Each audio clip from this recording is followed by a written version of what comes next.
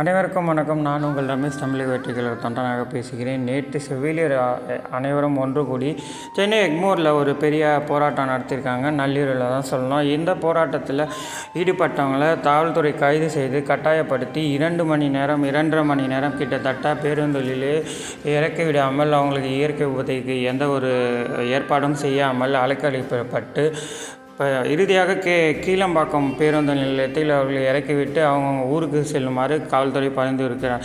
இதை எதிர்த்து செவிலியர்கள் அவங்க ஊருக்கு போகாத அங்கே நின்று போராட்டம் பண்ணியிருக்காங்க.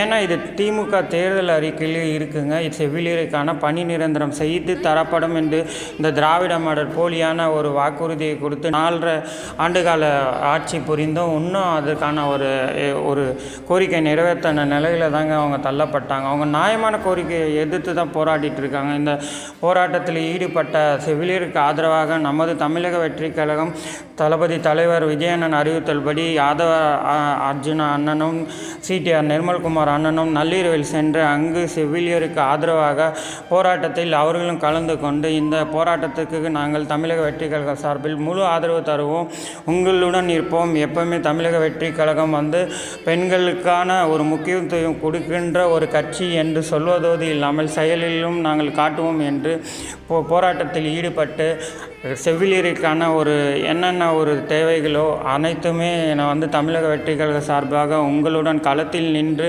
நாங்கள் போராடுவதற்கு தயார் என்று உறுதியளித்தும் கூட இருந்து இரவு முழுவதும் போராட்டத்தில் கலந்து கொண்ட எங்கள் அண்ணன் யாதவ அர்ஜுனாவுக்கும் சிடிஆர் நிர்மல்குமாரும் கலந்து கொண்டனர்.